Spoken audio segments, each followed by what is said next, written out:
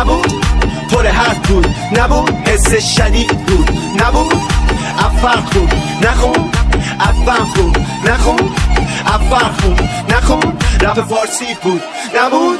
رفتم توش تموم، رپ میکردم خیلی روون، کل شهر خاکستری بالا سر من رنگین کمون، نکردمش و هرون، پخش میکردمش تو زمان،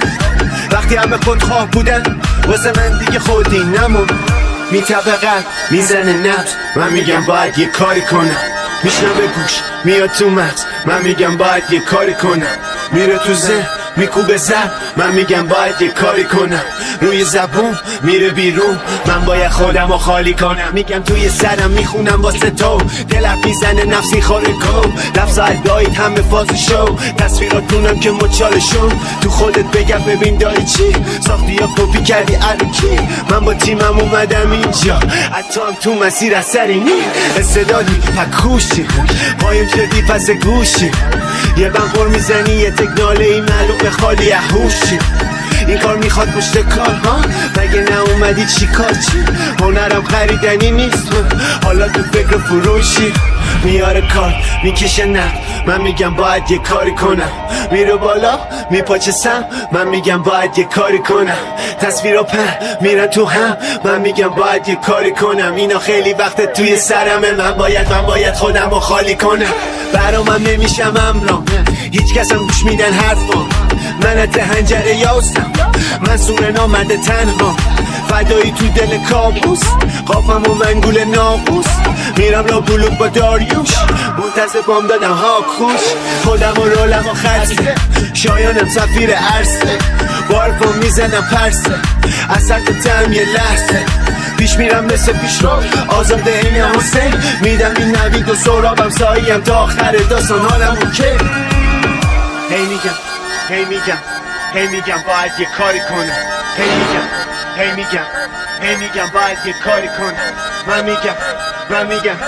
میگم باید یه کاری کنم، من همه کارمو کردم،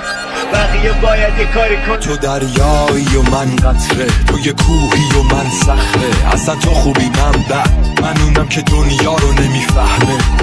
تو این دنیا که یکی پادشاهه و اون یکی برده، من واسه یه دلم زنده، اونم خوشحاله از کاری که کرده،